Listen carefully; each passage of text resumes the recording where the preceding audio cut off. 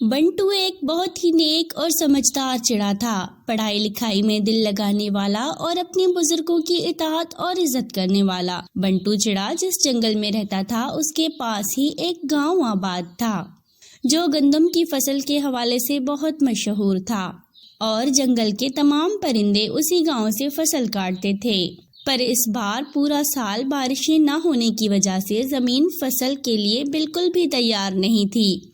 بنٹو اپنے ماں باپ اور جنگل کے دوسرے پرندوں کے منہ سے گندم کی فصل کے حوالے سے پریشانی کی باتیں سنتا رہتا۔ ایک دن بنٹو کے ابو اس کی امی سے بات کر رہے تھے۔ اگلے سال میں نے اپنے گھونسلے کی مرمت کے لیے چیل داروں سے قرضہ لیا تھا اور فصل کی کٹائی پر ادائیگی کا وعدہ کیا تھا، پر بارشیں نہ ہونے سے تو اچھی فصل کی کوئی امید ہی نہیں۔ اب بھلا میں کس طرح سے چیل داروں کا قرضہ چکاؤں گا؟ کہیں وہ ہم سے یہ گھونسلہ نہ چھین لے، پھر ہم لوگ بے گھر ہو جائیں گے۔ ہمارے پاس تو اتنے وسائل بھی نہیں ہیں کہ اس وقت ہم نیا گھونسلہ بنا سکیں، کیونکہ اس وقت تو سارے جنگل میں کھانے کے بھی لالے پڑے ہوئے ہیں۔ بنٹو کے ابو قرض کی ادائیگی کے لیے بہت پریشان تھے۔ بنٹو اپنے ابو سے بے پناہ محبت کرتا تھا۔ وہ ان کی پریشانی کا سن کر بہت پریشان ہو گیا تھا۔ اس کو سمجھ نہیں آ رہی تھی کہ اپنے ابو کی پریشانی دور کرنے کے لیے کیا کرے۔ اسی پریشانی میں وہ اپنے اسکول پڑھنے چلا گیا۔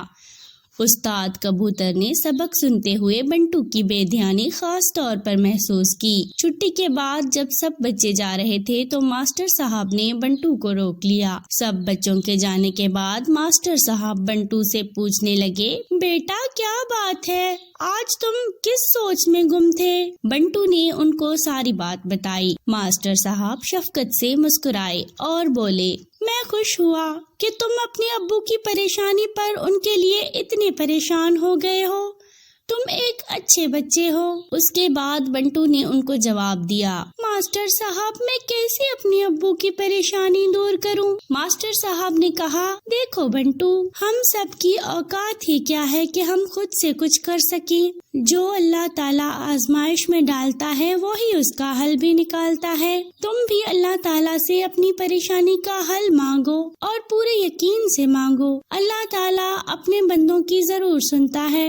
ماسٹر صاحب سے بات کر کے بنٹو بہت خوش ہو گئے۔ رات کو سب کے سونے کے بعد وہ اللہ تعالیٰ سے پورے خلوص سے اپنے ابو کی پریشانی کے لیے دعا مانگنے لگا اور بارشیں ہونے کا انتظار کرنے لگا۔ پورا دن گزر گیا پر بارش نہ ہوئی، پر بنٹو ہر روز لگاتار دعا کرتا رہا۔ کافی دن گزر گئے۔ بنٹو ایک بار پھر سے ماسٹر صاحب کے سامنے اپنی پریشانی لے کر آیا۔ ماسٹر صاحب بولے، بنٹو بیٹا، اپنا یقین ٹوٹنے مت دینا۔ بعض اوقات اللہ تعالیٰ کو ہمارے مانگنے کا انداز اتنا پسند آتا ہے کہ اللہ تعالیٰ چاہتا ہے کہ میری مخلوق بار بار مانگے۔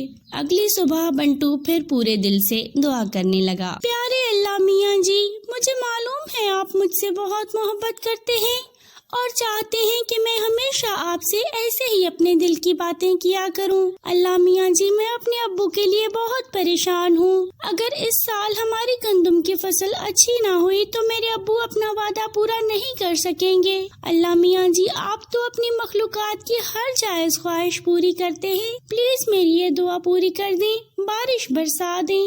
ابھی بنٹو نے ہاتھ چہرے سے ہٹائے نہیں تھے کہ اس چھوٹے سے جنگل کے چاروں طرف گہرے کالے بادل آ گئے۔ بنٹو دوڑ کر باہر نکلا اور کالے بادلوں کو دیکھ کر خوشی سے اپنی امی ابو کو آوازیں لگانے لگا، امی ابو آئیں، دیکھیں میری دعا قبول ہو گئی ہے۔ اللہ میاں جی، آپ کا بہت بہت شکریہ۔ برستی بارش میں زمین پر امی ابو اور آسمان پر فرشتے اللہ کے اس ننھے پرندے کی پہلی دعا کی قبولیت کی خوشی کو دیکھ رہے تھے۔